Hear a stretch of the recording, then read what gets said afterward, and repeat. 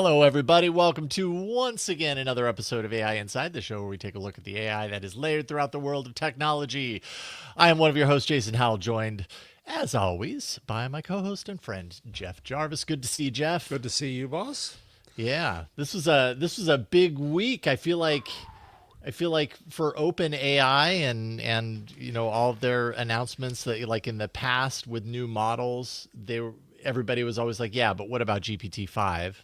And now we know what about GPT-5, which we're going to talk about right now because there's a lot to get into. Yeah, and I generally get very bored with new models, but I realize it's because normally you can't get to them. Yeah. Unless you're a super duper user or whatever, and then all you see is this benchmark stuff, and that's it. But in this case, GPT-5 was released to its fault to everybody. To its fault. Well, it was quite a week for OpenAI when it comes to GPT-5. I have to imagine when you work at a company like that and you're building what you know is going to be hotly anticipated and is going to be very noticed upon release. You have to imagine that like you can't do everything perfect. You can't do everything right to satisfy everybody. But if you're pushing it out the door, I hope you feel pretty confident with what you're pushing out the door and that you're doing it right. And not overconfident. And not overconfident. Which exactly. I think is the issue. Yeah. Yeah. Well, and I mean, I'll give OpenAI props for part of what they thought GPT-5's strength was going to be is this kind of automatic picking device attached to the new model. So maybe take a step back. So first of all, OpenAI, of course, obviously released ChatGPT 5, I think last Thursday. So probably like a day after our show, of course. Often it works out that way. But it was pitched to be a very big, you know, obviously it's a major number release. So faster variants, longer context window, new thinking capabilities, all the usual stuff, which is probably part of the reason why we don't always go deep into new models when they're released, because it's kind of the greatest hits, right? But when it's supposed to be the beginning of a new era for humanity, as they say, you have to look. Oh my goodness. Okay. Don't get too big of a head over there. But but you know, who are we talking to? We're talking to Sam Altman and OpenAI. So I guess that's just par for the course. But the biggest feature I would say right out of the gate was this new routing feature, which was essentially a way to save users from having to go through the mental process of picking the right version of the model to use for a specific task. OpenAI is saying, hey, we can get a sense of which aspect of this model is the best one to use and to leverage for your particular prompt or your query. So when you enter it in, there's no pull down menu to select, you know, I want deep thinking or I want reasoning or whatever the case may be. It would just do this automatically. And I think a lot of people, you know, recognize real quick that this also meant the complete removal of any of the previous models from that picker. And that's a big deal because people get really used to how they work. And I can speak for myself here too. I get really used to what I come to expect out of a particular model. And the reason that I use this particular model for this particular thing is because I know, or I have a good sense of what I'm going to get on the other side of that. Right. So if you come back every week for a podcast and you wanted to do the show notes, you go pick a model and ask the same query with the same stuff, expecting the same output. Right? Yeah. And I'd say 90-ish% of the time it gives me what is expected. Every once in a while it gets creative. I'm like, whoa, wait a minute. What the heck is this? Like, come back on track. Let's get back to what we normally do here. But more to the case in here, as it turned out, which was so fascinating, is that two things happened at once. People had a relationship with 4.0, not 0.0, and they thought they'd lost a friend, which is itself a little bit freaky. But it's just a reality of where these things are. You create something that chats with you, you're going to have some expectation of your air quotes relationship with it.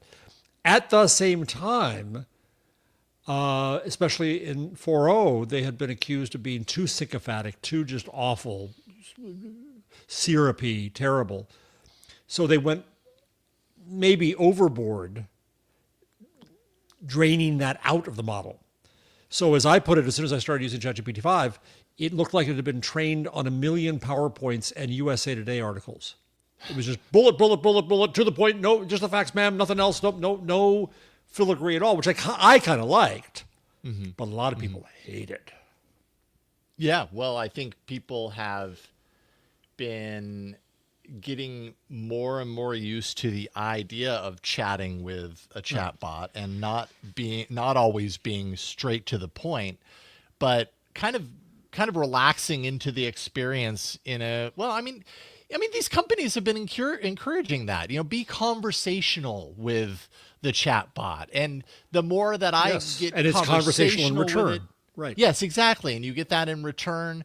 And in so doing, for right or for wrong, we as humans identify, at least some of us humans identify to a certain element of that interaction in a way that can kind of fool us to a certain degree to feel like there is some sort of maybe emotional connection, or there's something beyond I'm talking with a computer. Well, yeah, and it's certainly positive feedback in Skinner's sense. Later on in the show, I'm going to go through some papers that I read this week, and this was not on the list I'm going to talk about, but it's relevant right now. One paper found that the sycophancy of these models is brought out if the user expresses an opinion. That gives the model the hook to say, "You're so right, Jason. That's it. What a brilliant thought. How insightful of you," right? Because it's something that it can grab onto. And so that's positive reinforcement. I'm going to tell it what I think, and it thinks I'm smart. Gosh. And all the arguments about how the internet is aimed to addict you. I haven't heard that about AI yet, but in a sense, that's what was going on, is people were getting, air quotes, I hate when people do that, but I'll do it here, addicted to the interaction they had with these models. And when it got grabbed away, they were pissed. They went on I'd say a rampage about it, such that OpenAI had to back off.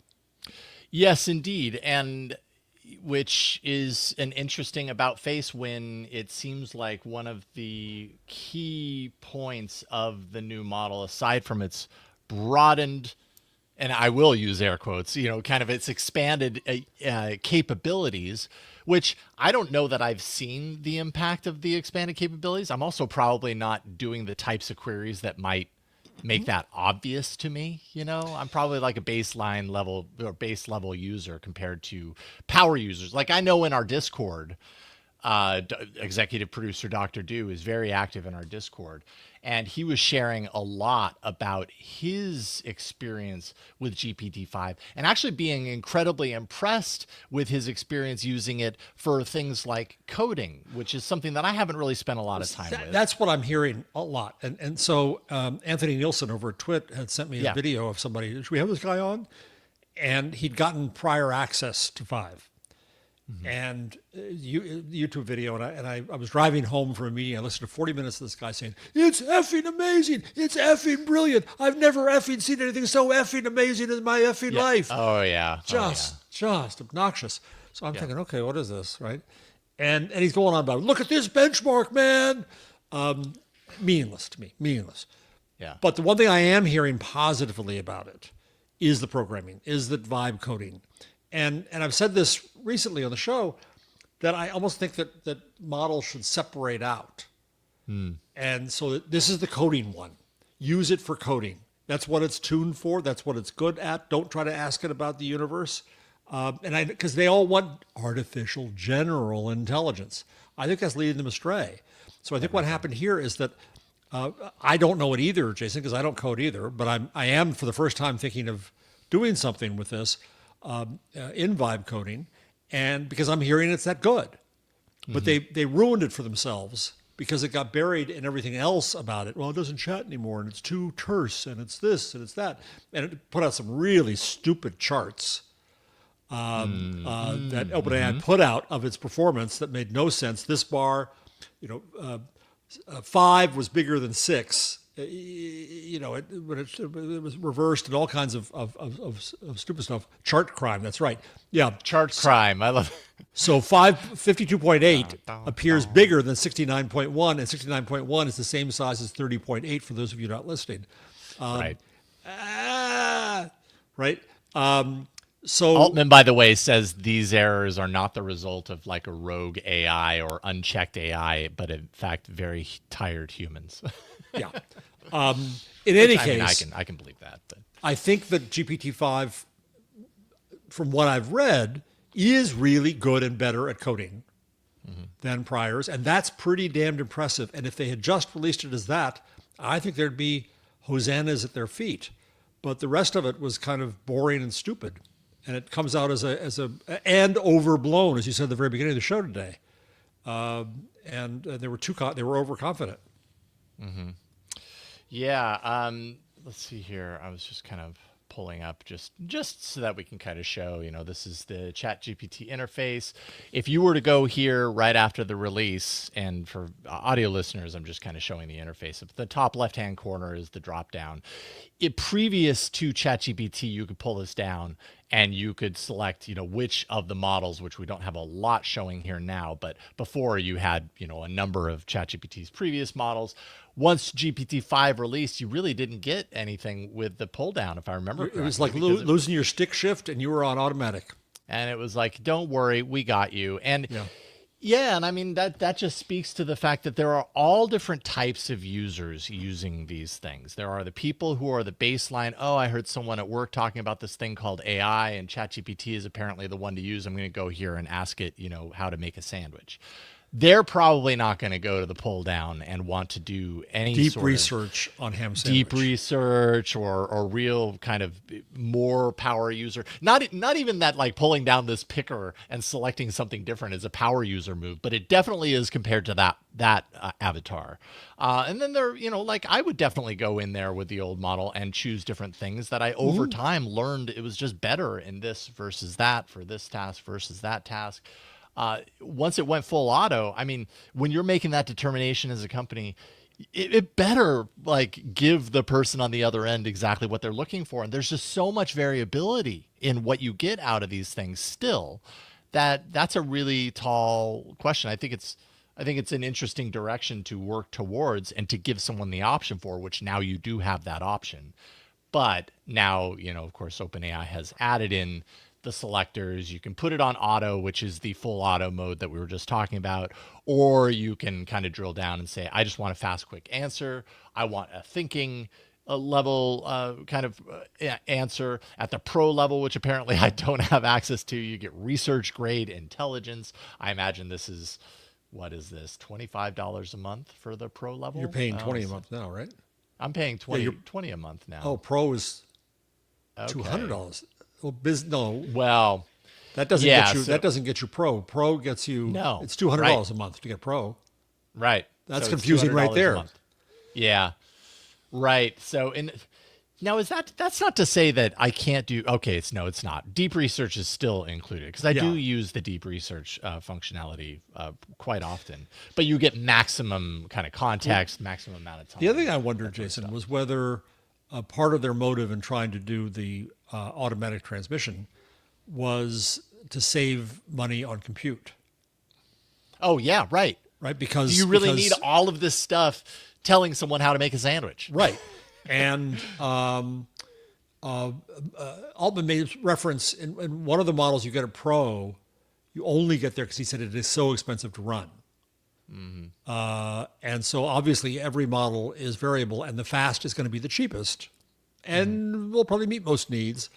But if you get the fast answer when you were expecting to get the other and you can't figure out a way to get to it, you're frustrated and you're paying money for it. Sure. That too was a mistake. So everyone was looking for, can't wait for ChatGPT 5. ChatGPT 5 is going to be everything. It's going to be effing amazing, man. And it was I would say that all in all, it was a blown launch. Yeah. What do you think? It certainly got a lot of pushback. It's probably the kind of thing that in like a month, nobody's really going to care very much about. Because we'll be having new models then, Yes, exactly. It's going to even out. People are going to start to learn the strengths and weaknesses of this and how they use it to do the things that they want it to do. I mean, I think anytime you build a new model and release it, there's going to be a growing pain period. There has to be, because they aren't the same. I don't think it works like programming where we've got this existing code base and now we've added a few extra lines. And so it's everything you expected and experienced before, but just a little better. It almost seems like kind of like how when you put a question into an LLM and you get different types of answers if you ask it 3 different times. Yep. It's kind of the same, it feels like, as a user for these models when they release a new one. You might get some of the same stuff, but it's going to do other things completely different. I certainly saw this when it comes to music AI. And, a year ago it was Udio and Suno, and I spent a little bit of time playing around with it at the time. And what I've noticed, because I haven't really kept up with it over the last year, but what I've noticed is people who have continued to play with them recognize that when new updates happen, they get completely different results immediately on the quality of their output. And they have to relearn how to work with the new system to get the things they were used to getting before. Yes. And they had systems built around to get before. And I don't know, maybe that's just standard for these things because it isn't incremental. It is kind of wiping the whiteboard to a sense and putting a new drawing on it, Yeah, a few thoughts. One is, I think we forget that randomness is built into these models' outputs, no matter what. So you're never going to get a consistent answer, which is a problem. We're used to computers, 1 plus 1 equals what? 2.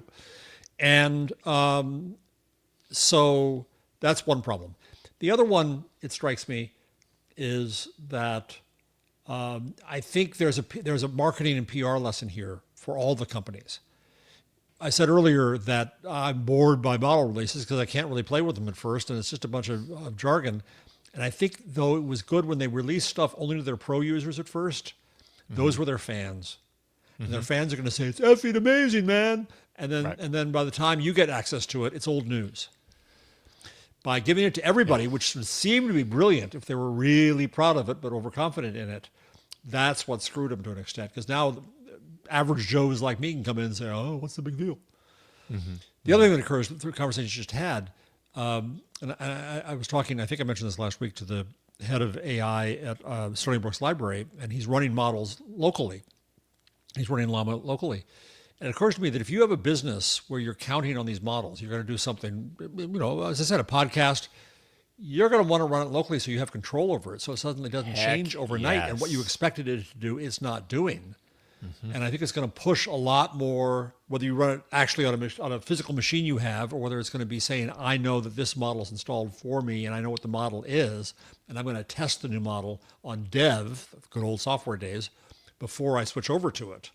Yeah. I think it's going to be critical for people now who are using this stuff for mission critical. A podcast rundown is mission critical, folks. Yeah.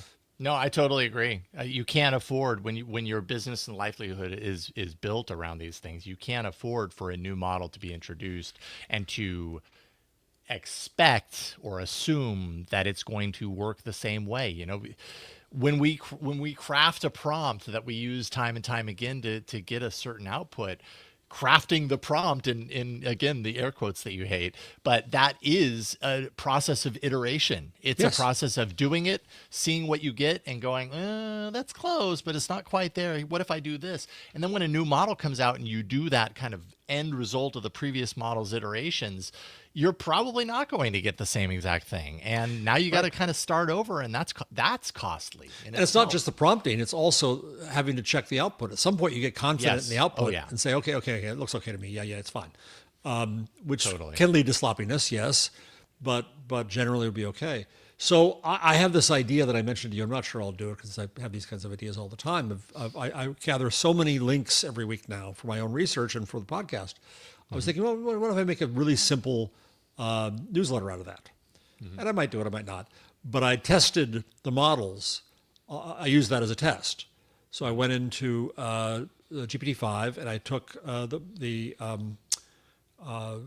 sheet and said, use this column and make this a link, and then read all the articles and summarize it briefly and give me a newsletter. And it did a good job. But one of the things that it said when I asked it to do this, which was funny, it's a quote from GPT-5, said, if you ship tools that rely on generative outputs, expect user experience volatility. Yep. Yeah. You should maybe listen to your own machine, OpenAI, because there was user experience volatility for a lot of your users. There we go. If you ship tools that rely on generative outputs, expect user experience volatility. What it means, short version.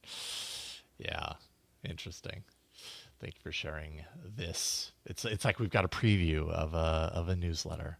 Yeah, I was just talking with someone last night at a thing. We were talking about AI and content creation, and they were asking me lots of questions about podcasts and like, do you think your job is threatened as a content creator? I'm like, well, no, because I think that there will always be, I could be wrong, but I think that there will always be a human desire to get information from human people, from humans who deliver it. But I think maybe the deeper question is, a lot of what I do as a creator is I create the information in a way that I then deliver it. And yes. What these tools, and I think what his primary question was getting at is these tools make it so easy to create that information. Then what differentiates me from anyone else who can also get that information and deliver it? I think at the end of the day there, you're just talking personality. This is so off topic of ChatGPT. Sorry. No, it's exactly on target because so happens I just read an essay or a speech given by the famous Nobel Prize winning economist Herbert Simon in 1969, which is said to have basically invented the term attention economy. Mm-hmm. And he asked what happens in an information-rich, attention-poor environment. And this is 69. This is just as computers are arriving, as we're trying to figure out what the hell we do with all this information, all this data, and all that. The value was analysis. And his argument, and this was a corporate argument, that what is short in short supply in a corporation is attention of the executives. So you're trying to analyze the stuff and give it to us. So what our podcast audience should expect us to do is to BS detect, to curate and find the interesting stuff. And there's a process there, folks, where I give Jason, I don't know what the number is, but 50 links. And no way we're going to talk about 50 links. And so he goes in and he does a really good job. And I agree with him every single time. Seriously, he has good news judgment. And yeah. This is... For anyone watching the video version, this is a whole. Those are the ones that didn't make it on the show. Yeah, these are the ones that didn't make it. The blank spots are ones that made it on the show, right? Yeah. So there's a culling 82 operation. to 145. And then there's our discussion. And either you find this discussion useful or not, but it's two humans reacting to this information, not just curating, but also analyzing, asking questions. Oh, that's true. Yes. Trying to figure stuff out. That's going to be human. Yeah. Right. I mean, that's kind of the personality of the show, right? Like, and as we say at the beginning, we're learning at every step. So you learn with us. Indeed. So being dumber is good. That's our value add, being dumb. There we go. See, you listen to us because we're dumber. There we go. Yeah. That's the subhead. Real quick before we move on, I mentioned Dr. Do from the Discord, and I just want to say one of the things that he was saying about coding here that really caught my attention. He basically said he calls it a huge upgrade over Sonnet 4 and O3, if that matters to you. If you've used those for coding, he says this is better. But particularly, and I think this is really important, is that he is evaluating it on the highest end tiers, and that's really expensive. He had tried to complete a PDF to dashboard project, his words, with other models. It had taken him months to get to where it was. With GPT-5 High, he was able to complete it in 30 minutes, he said. A single day of high-end use can run in the realm of $100 per day. And so this kind of gives you a sense of what, when he's saying this is particularly great at coding, I don't know that he's necessarily saying so anyone can, get the free version and code the best of the best things. I think what his point is, if I was to interpret it, is yes, it costs money to get to the level of compute where you can take an idea like this and use it to code something that is incredibly useful. It costs money, but for some people, $100 in a day to complete this project actually isn't a lot of money. Like that sounds like a lot of money to use a single AI, LLM for a single day. Right. As a hobbyist. But if you are a business and you're just like, I've got this project and I might hire a team of developers, why not spend $100 on a day and see what this can get me? Can it get me 80% of the way there? Well, I just thought that was an interesting concept. I hadn't thought about it in those terms before. Yeah, and I think it's not just quality, it's also A/B testing. It's saying, well, I could do it this way, I could do it that way, and it's too expensive to try that out. And now it's not that difficult to look at variables. Yeah, Variants. totally. Yeah. Variants. Yeah, absolutely. Well, there we go. That's GPT-5 in a nutshell. I will continue to use it, and I'm sure we will have more opinions over time as we do. Another story that's worth mentioning, which this one seems more like an attention grabbing opportunity than it is actual like news. Yeah. Like I don't think that Perplexity's bid to buy Chrome for $34.5 billion. Like here's my thoughts on this. So Perplexity made their bid $34.5 billion to buy Google's Chrome browser. And, of course, everybody's talking about Perplexity being valued at around $18 billion. So, wow, that's, they're making it a bid that's much higher than even their value is. You have to imagine that Perplexity, I mean, you don't have to imagine it because they announced it, full financial backing from many major VC investors who were probably like, yeah, okay. Like for all of them, this is a really great way to get into the news with free publicity. It's probably not going to happen. I'd eat my shoe if it happens. I don't think it's going to happen. But it's a really smart way. And Perplexity did this before with TikTok. Like it's a great way for Perplexity that they've figured to get into the conversation, to get more people talking about them, because it really doesn't cost them a whole lot to get into this conversation. And if they do end up getting a winning bid, which like I said, I don't think is going to happen.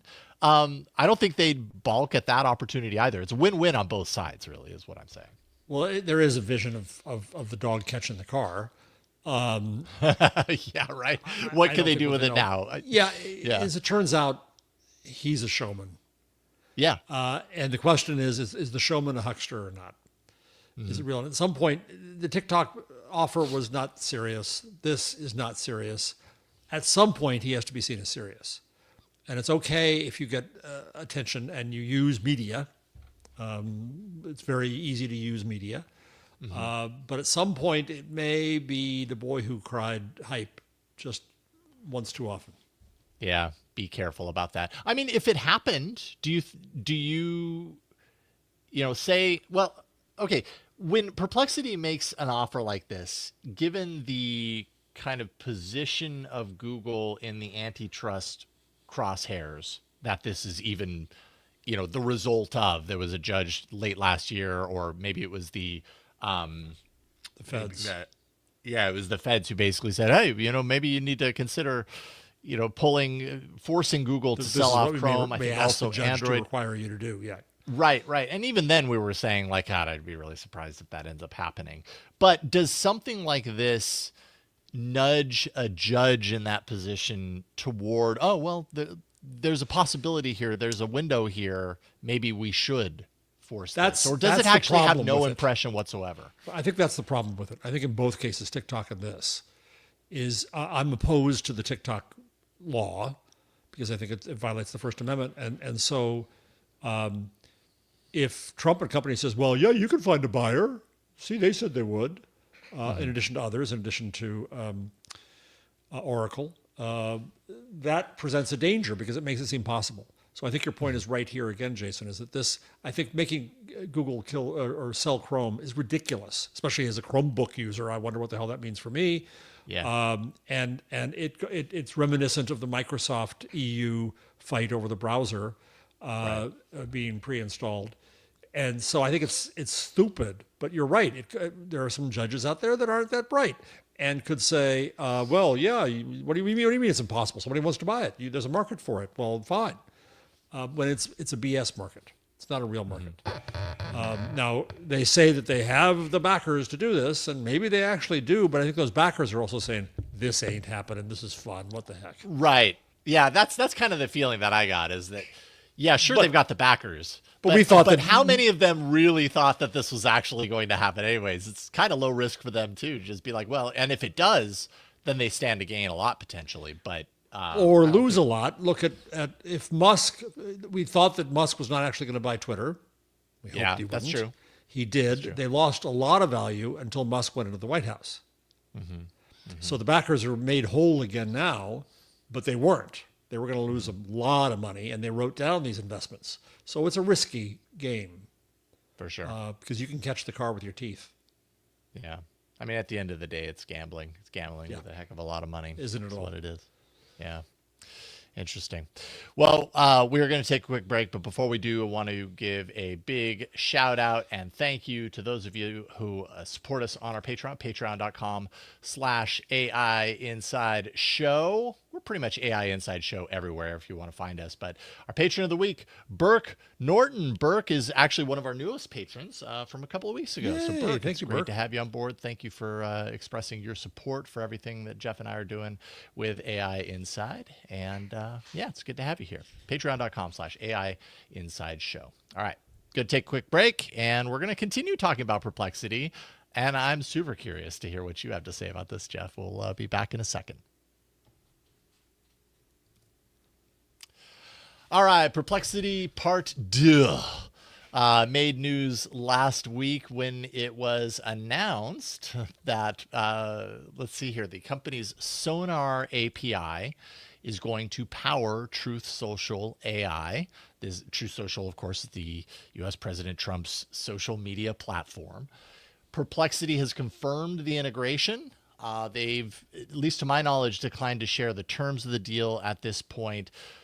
And in this, Truth Social can limit its sourcing, and which is I think one of the points here is what they get via Perplexity is access to the API. So essentially what that means is that Truth Social can choose which sources are used in search. It doesn't necessarily reflect what you get on Perplexity when you go to the Perplexity site and use it. That gets kind of everything, at least everything according to Perplexity. Here, it's Truth Social picking the sources that their social network have access to. So you can imagine lots of Fox News and other aspects like that. Perplexity says that Truth Social is a customer of the API, source filtering not in their control. And so that's kind of a little bit about the technical aspect of this relationship. I think the kind of the more interesting longer term perspective on this that I have is how does a relationship like this impact a company like Perplexity in the year 2025 where everything is political and everything is heated? So I've been on this show for quite some time praising Perplexity, praising Aravind Srinivas, the head, for being imaginative and innovative and quick and doing amazing things and being showman too. We just talked about 2 cases of that.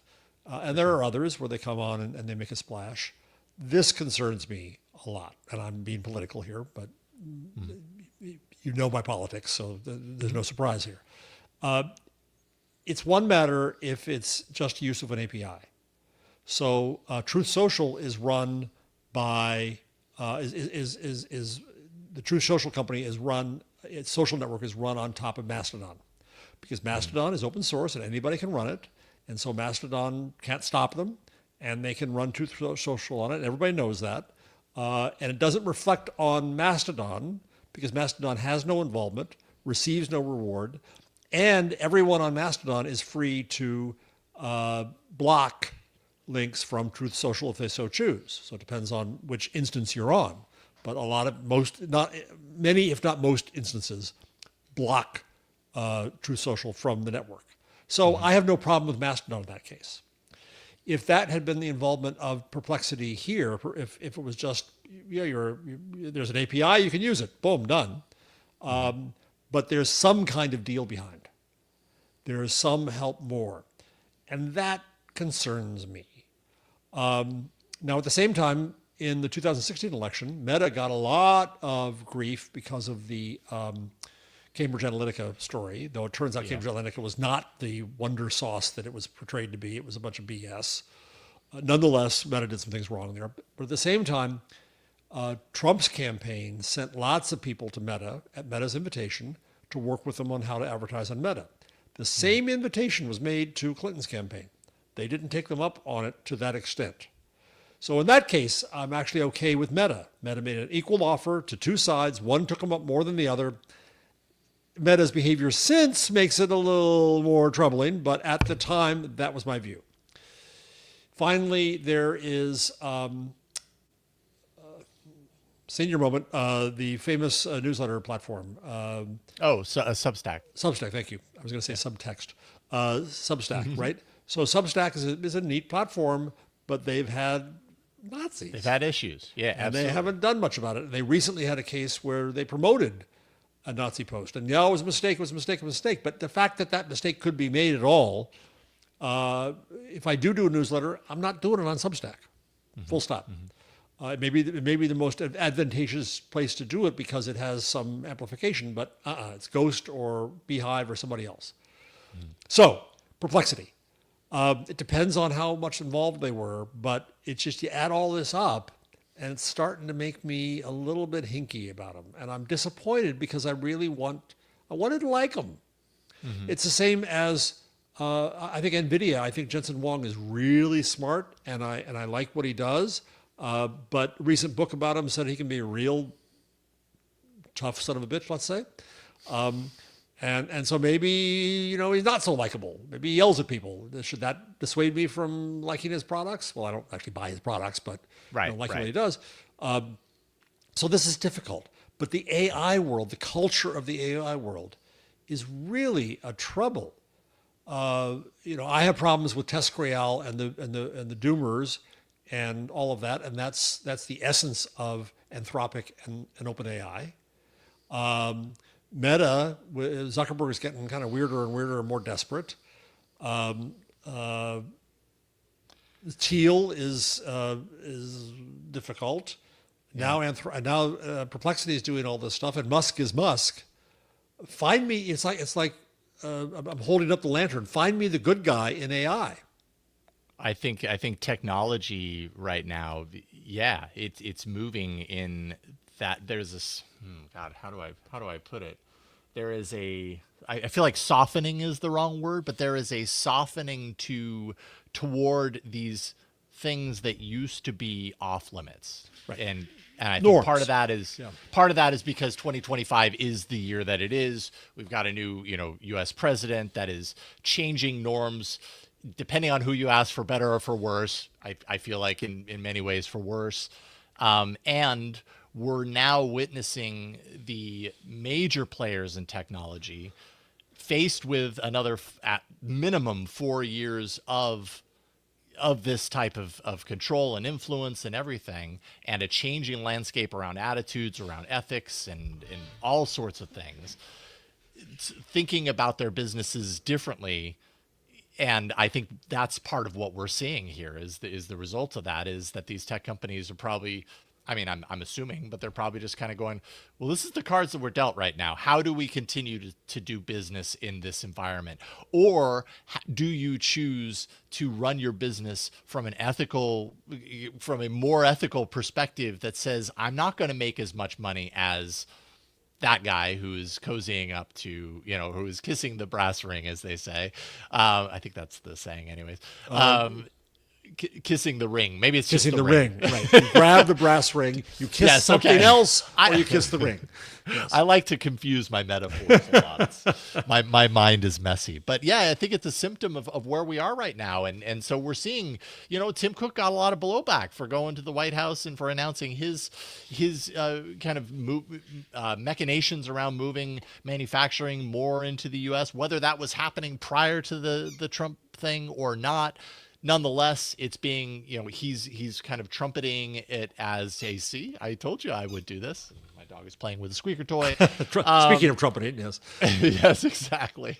A very tiny, high-pitched trumpet. So, yeah, I'm not saying any of that to say that, these companies are right or wrong. I don't feel good about it either, but I see it happening in all different directions. And I don't know, what, as a user, as a person who, relies on certain things for running my business and my livelihood with my family, it puts me into a real interesting position. And it affects their businesses too. So MX4211 in the YouTube chat says they switched to Claude after Perplexity news about Truth Social.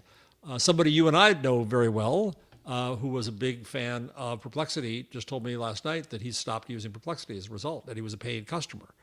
So there are chickens come home to roost, or as you might say, crows, since you like mixing your metaphors. Yes, thank you. in the Jason normalizing style. my confusion. Yes. So they have to balance that, and it could be harmful to their business. So we'll see what effect this has in the long run. But yeah, so evidently the way this AI works is that it's only trained on Fox News and Newsmax and places like that, and so you're going to get those answers. So the funny thing is, there were cases where the AI was disagreeing with Trump. Mm-hmm. Yeah, even the AI even couldn't when you figure curated, it out. Yeah. even when you curated your sources, it still won't stop the AI from going off the rails. I mean, there's another argument to make here. Again, I think the issue is Perplexity's own corporate involvement here. But one of the arguments that I remember that some really smart folks made when Facebook was having trouble with politics after 2016 with disinformation and hate speech and such, there was an argument that said there should be a dial there. And said, if I want the InfoWars Facebook, give me the InfoWars Facebook. If I want the Guardian Facebook, give me the Guardian Facebook, and put that in the hands of the user. And so there could be a world where you say that you get the AI you ask for and you know what you're asking for. Mm-hmm, mm-hmm. But that would be a overarching strategy, and this is not. Right. Interesting stuff. Yeah, and I gotta kind of look at my own use and feel like square that up, right? Like now that puts the ball in my court to figure out like how am I using these things. I mean, I'm also like my newsletter is on Substack, and this world is hard. That's where everybody went.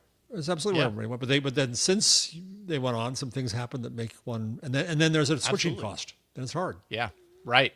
Yeah. Almost guaranteed to have. There's lots of great and wonderful people on Substack, and I subscribe to them and I give them money. So Substack's getting money from me. Mm-hmm. Yeah. Yeah. Well, why don't we talk a little bit about chatbots and delusion? You posted on Blue Sky about a New York Times article written by Kashmir Hill. The headline that you strongly disagree with, and let's see here, says chatbots can go into a delusional spiral. Here's how it happens. Over 21 days of talking with ChatGPT, and I think this is the part that you had a real hard time with, an otherwise perfectly sane man became convinced that he was a real-life superhero.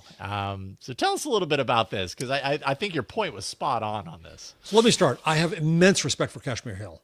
I think that she's a really, really good journalist. Her stuff on privacy, and I have my own contrarian views on privacy. Haven't written a book about it, and she's really reasonable about it and a fair reporter. And so I'm disappointed in this. And there's been 2 stories that she's done. And the last time that I called her out on it, she said, "Hey, well, what?" to me in the socials. But this one really got me over the edge, because this notion that a journalist is going to decide in a headline who is a perfectly sane man. Mm-hmm. And so the moral panic here is obvious to me. It's, he was perfectly fine until ChatGPT came along and made him all screwed up. That's right there, right as it is, irresponsible as hell.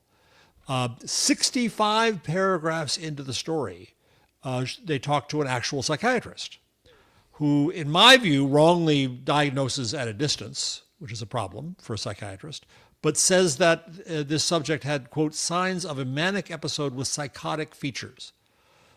So the Times wants us to believe that this person was perfectly sane, the quote for them, but then ended up, just because of ChatGPT, in a manic episode with psychotic features. Now, what the guy did was his kid had asked some question using it, he used it, and then he went on to something where he thought he'd solved some big problem. And he believed it so much, and the sycophantic ChatGPT in its 4.0 personality convinced him that he was so right, that he thought this was urgent, and he tried to go to people, and he got just obsessive about it. Mm-hmm. So then the next 2 paragraphs after the 65th and 66th turns out, he was using weed this time, and it was significant, because cannabis can cause psychosis. But then the subject of the story says, but I was already smoking it, and no, that wasn't it. And so the Times just accepts that there was a factor here. And the Times does talk to his own therapist, gets permission to do so, obviously, who just said, oh, he wasn't psychotic or clinically delusional before. And so they just accept that in one sentence. And so this is the essence of moral panic. The AI expert they choose to call on is Helen Toner, who's very respected, very smart.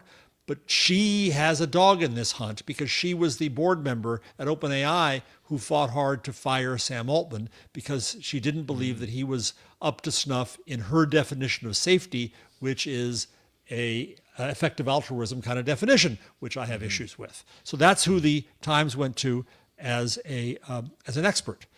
She had a story a few weeks ago about somebody else who asked the ChatGPT questions and it sent them spiraling. So this is a narrative they now want to follow, that people who are perfectly fine can be driven crazy. We've heard the same thing about the internet. We've heard the same thing about video games. We've heard the same thing about rock lyrics. We've heard the same thing about novels. And now it's AI. Reefer madness. Exactly. This is reefer madness right here. At least this time there's marijuana involved. Right. And the funny thing was that, so what brought him back from the brink of psychotic mania? It was Google's Gemini.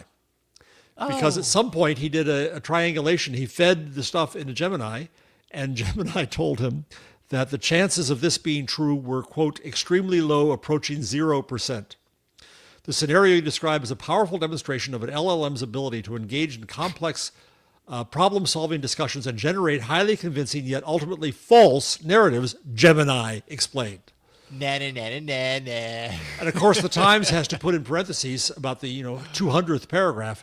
Disclosure: the New York Times is currently suing OpenAI for use of copyrighted work, and that affects the journalism. I'm not accusing Kashmir Hill of anything here, but readers have a right to question the newspaper's judgment in making these assignments as a result.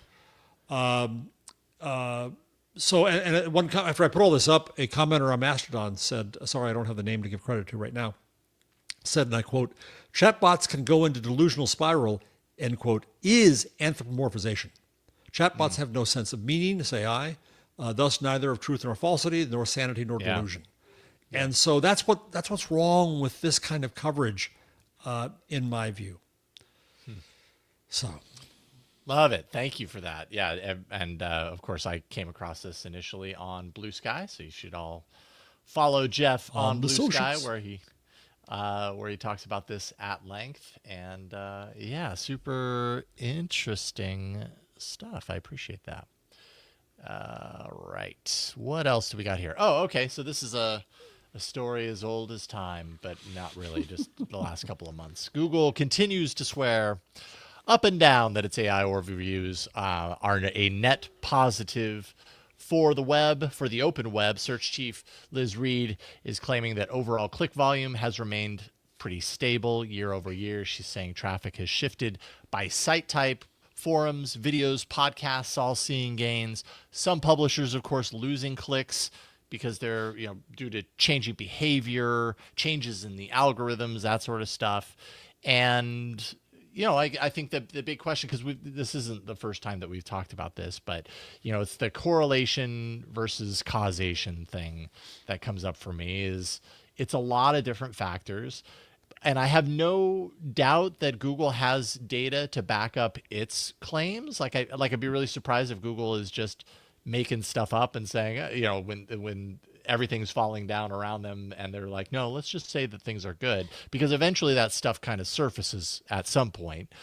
So is this a matter of different people can make the same data tell a different story? Is this a matter of causation, like I said, not being the same as correlation, that they are at least partially unrelated to each other, which I think is a large part of what's going on here. But what's your take?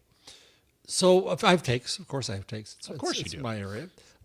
First, I think that the web is getting worse, but that's because it's being jammed with more crap, and that includes spam, and it includes slop, and it includes all kinds of stuff. It definitely includes slop, right. Yeah. Which is not really the point of this story, but I think in terms of web better or worse, it's not up to Google, it's up to everybody who's filling the web. And Google's ability to then find stuff. So then, there's some complaint about the way Google interpreted the statistics. Fine, we can argue about that. But I think that there is a much larger strategic question here, which the news industry is not grappling with. And I've written about this in the past quite a bit. Facts are a commodity. They're like pork bellies and soybeans. A fact is a fact. And the thing about an enlightened society is you can't own facts. At least right now you still can't. Once you know a fact, you know it and you can repeat it. And so the idea that a news organization says, no, that's our fact and we can own that. And they've tried this in the past. The Associated Press tried what was called the hot news doctrine many times over the decades, where they said, well, no, we own that news for a certain number of hours. And nobody else should be able to use that news, that information, that fact, until we've gotten all the value out of it. And they won at first in the court, but in the long run, they lost for various reasons. And it's a BS doctrine. But it's what the news industry believes. And what the news industry is not grappling with here is that the pardon me for using the $5 word, paradigm of information in society is changing utterly, completely. And at a time when we know that LLMs are not reliable with facts, they're really crappy with it, the news industry should be figuring out how to do deals with model makers to get included in the RAG, to be cited, to be linked, so that people can judge if it's not linked, if it's not cited, if it's not right, then they maybe should not believe the LLM, and they could have value in that. And this is why I argue that the news industry should come together for an API for news for just this reason. But instead, what's happening? Witness the prior story. New York Times is suing OpenAI. There's a societal obligation here to figure out how we do better with information. I happened to have read this morning, reread a speech by I mentioned the economist Herbert Simon. And as I mentioned before, we grappled with this when computers came in and data processing.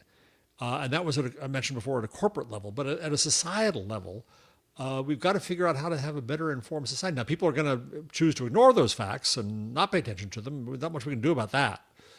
But I think that the problem with this story and this analysis, it is the news industry is still thinking that the only way they gain value is by links to their website. They got to get over that. And they got to figure out what is a different way to gain value than just strict, because that might be the old, as you say, paradigm of the way the web works. Maybe, and it seems like to a certain degree, we are moving into a new way that the web works. And, it's like limiting it to say like, no, we have to keep the horse and buggy because that's the way it's always been, versus, oh, wait a minute, maybe now we adapt to the fast cars or And we've talked a lot. I've talked a lot on the show about how advertisers are now going to market to agents. Well, editors should be doing the same thing. We had SEO, now we have GEO, generative intelligence optimization, and that's scary again. And it takes more control out of their hands again. But it's reality. They got to deal with it. So deal with it. Yep. Indeed. All right. So this next little block is Jeff's. Is it Arxiv? No, it's Arxiv-Mania? It's Arxiv. Okay. ARXIV. I have to admit, it was one of those. That was a TIL for me. That's so I funny. read this for a few months before I realized it's Archive. I've always looked at it and said Arxiv in my brain. Yeah. But yeah. Okay. Now I know. I had never heard. It's it like out every loud. time I see the word. We all have these words. Epitome. When my brain reads it, it's epitome. Yes. Every single time. And how many times have I read that word? It is epitome. So yes, this at first is Arxiv until it's Archive. Okay, and now I know. So you're not alone. This is Arxiv-Mania. Of course, we're talking about archive.org, and it's it's a place where a lot of it's a preprint server. Research papers are stashed. So caution need be given for preprints because they haven't been peer reviewed. But neither have blog posts or many news articles. True. Or podcasts have been peer reviewed. So, but you expect more of science. Yeah. But I just went in the other day and I went to Archive and I searched for simply AI. And in 1 week, 7 days, I found 340 papers. Wow. And so I went through every headline, and some of them were really arcane, and some of them were off, and some of them were highly technical. But I found, a dozen that were interesting. Don't worry, folks. I'm not doing a dozen. I'm just going to do 3 topics that I found real quickly as a lightning round. The first, which I loved, which I actually first saw on the socials, and this is what inspired me. If you go to table 2 in that, Jason, you have to scroll down a bit. This is This is a paper about the taxonomy of hallucinations. So they went into hallucinations and then tried to figure out how to categorize them, which I found really, really interesting. It's down to page 15. Yep. Oh, you got it. Okay. I found it. Got it. So just to do a few, and it had examples of each. So an intrinsic hallucination contradicts provided input or context with internal inconsistencies. The example is that the summary states birth year as 1980, then 1975. So it's inconsistent internally. Extrinsic is not consistent with training data, introduces non-existent entities. That's kind of a pure hallucination. The Parisian tiger was hunted to extinction in 1885.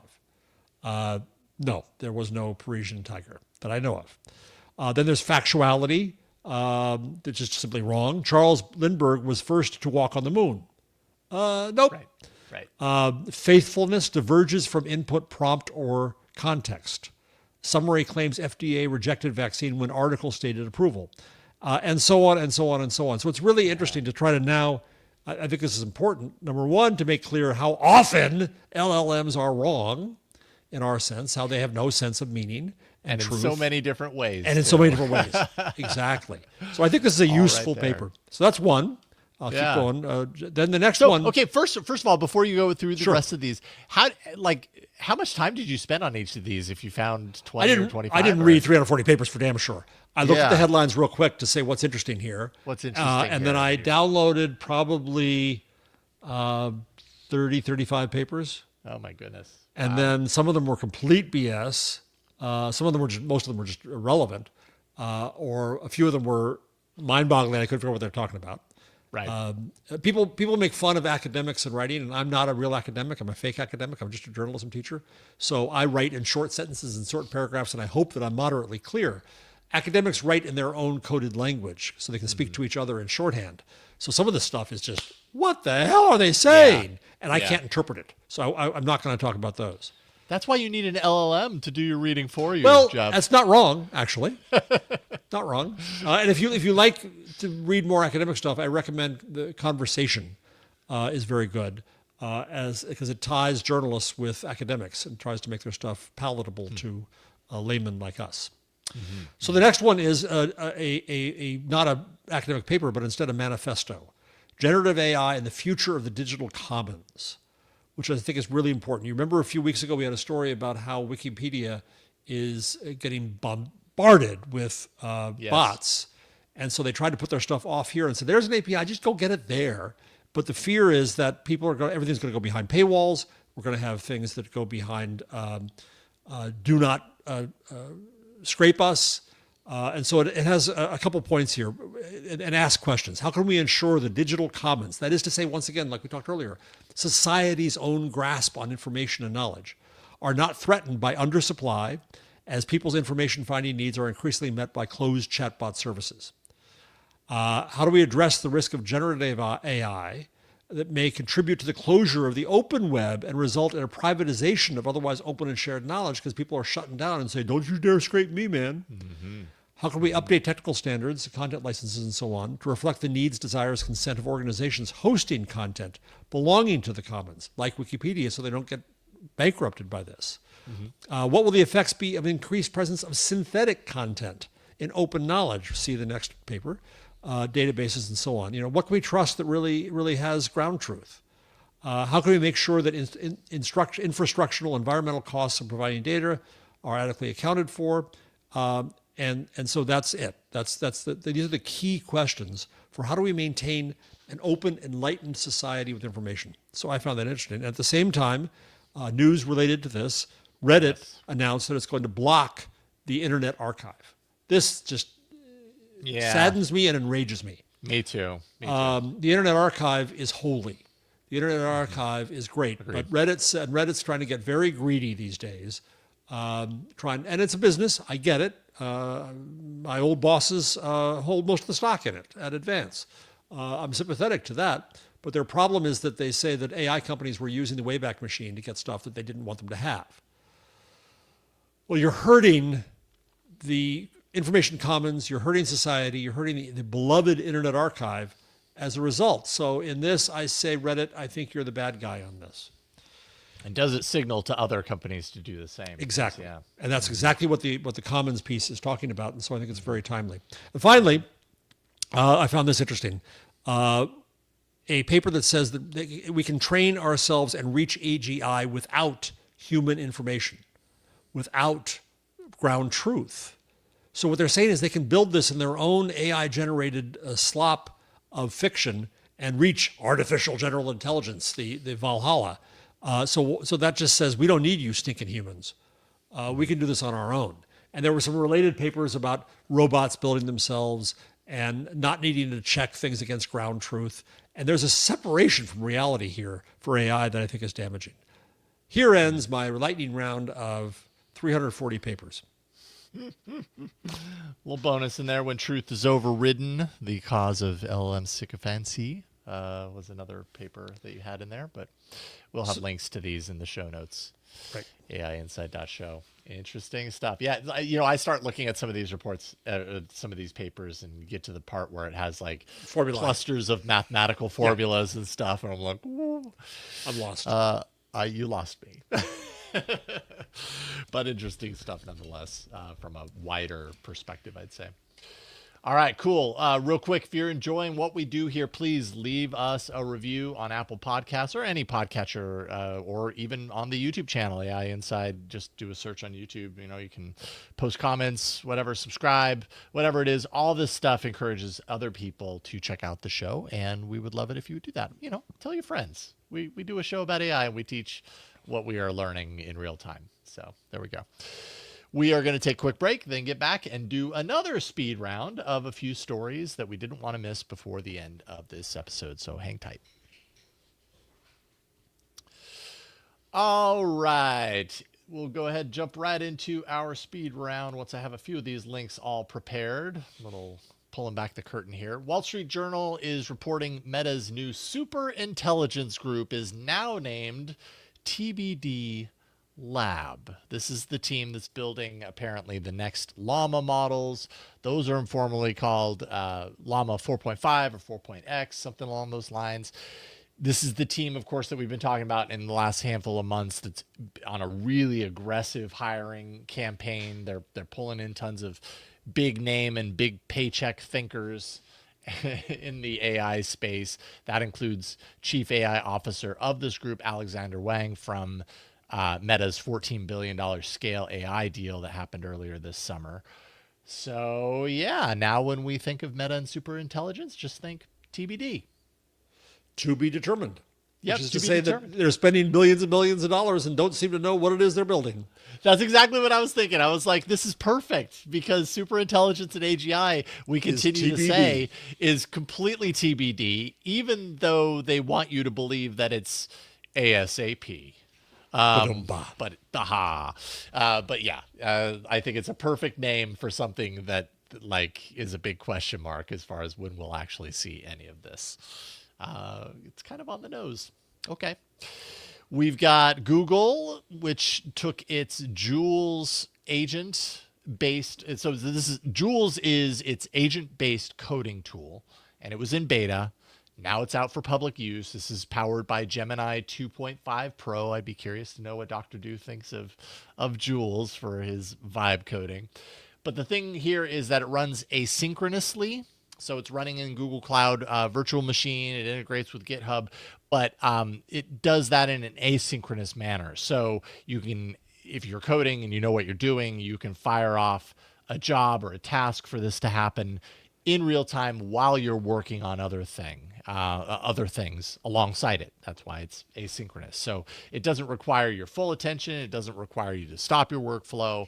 You fire it off, continue on. These things, I believe, can kind of be integrated and synced in as you go along. So I'm sure, coders probably have a whole lot more to say about this than I do, but that sounds interesting. And sounds like a way, again, to save money on the compute, is that you can use it for moments when the machines aren't as busy, and even out the load. Mm-hmm. Yeah. even things out a little bit. Pricing includes 15 daily tasks, 3 concurrent tasks. You can run 3 tasks at a time. If you're on the AI Pro tier, which is $19.99 per month, those limits are raised, of course, if you're on the Ultra tier, which is a lot more than that. I think it's like $125 a month, something along those lines. I forget. Kind of surprised it's not $200 a month, because that seems to be what they all do. Going rate, yep. Microsoft's gaming autopilot, or you're going to have to explain this one to me, because I'm not a gamer and I don't get it. And neither am I, but I think this is neat. Microsoft's gaming Copilot, sorry, that's what it's called, Copilot, arrived in beta on PC. This appears in the Xbox Game Bar for Xbox insiders, and is basically, it's an evolution of a mobile second screen tool that can assist in many different gameplay situations. It's an in-game desktop assistant, so users can pin it. You can voice input into it while you're playing a game, let's say. You can integrate screenshots that you take of your gameplay footage to interpret things. It also provides gameplay help that's based on the game that the player is playing specifically, but also on the particular user's Xbox activity. So it takes all of that into account. It's essentially a gameplay agent that's kind of like an assistant while you're playing a game, to be, so if you had someone sitting next to you and was like, oh, you definitely want to go into that cave, or whatever the example is, or this is a way to, tackle beating that boss, or whatever. It's so kind of like obvious question here. Is that cheating? Sure. No, I don't know if it's cheating. And like, if you're still doing the what's things, defined cheating, I guess. Yeah. Yeah, totally. Like magazines have been around since forever, telling you this is how you find the secret cave.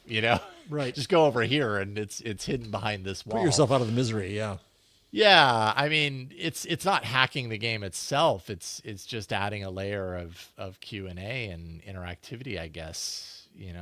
Cheating. Again, it kind of, in my mind, matches the collaborator / person that's sitting next to me experiencing it with me and has a great idea, and okay, I'll try that sort of thing. That's my take on it anyway. Quick question.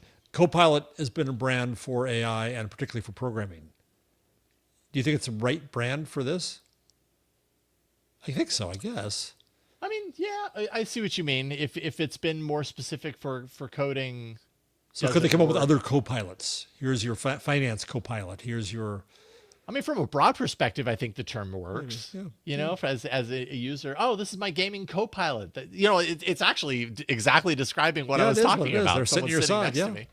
Yeah, someone's sitting to my side helping me through this thing. All right. I think from that perspective, it works. Is it brand confusion with other aspects of what Copilot is known for? That's a good question. I wonder if people have perspective on that. You can always let us know. feedback@AIinside.show. But you probably won't, because we never get emails. So there you go.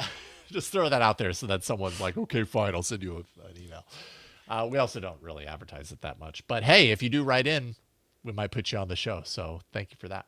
The browser company, and that is the name, the browser company, has introduced Dia Pro. This is $20 per month. It's agentic browser from yet another company, unlimited AI chat and skills inside of its version of an AI-driven browser. Free users now facing usage caps. So if you're free, you will run up against those limits. I don't know what those limits are exactly, but there will be future tiers introduced in the coming months, ranging from $5 per month to hundreds per month, to kind of expand on those. So you can expect that to come at some point soon. And yeah, we've talked about a number of different AI browser solutions. Obviously, Perplexity, Comet, Opera Neon is another one. There's AI integrations to a certain degree inside of Chrome and Edge. This is Dia's first subscription revenue stream. So I'm kind of curious to play around with this now that I've had enough experience with Comet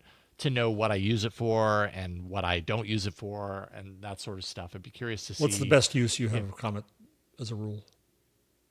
I mean, my use cases are probably pretty limited because it's very, very directed towards what I do for shows like this. Yeah. When I have a full rundown that I've created of all the stories we're going to talk about, I might, for our first block, open up all the stories into their own tabs and tell it like, what's some connective tissue between these stories? Like how can I kind of connect these things? I always try with shows like this. I'm sure you've noticed, like, I'm always trying to find like, what is the flow from one story to the next? Is there a natural progression between these things that makes it easier just to introduce, let alone kind of make more sense of? And sometimes AI is really good at that.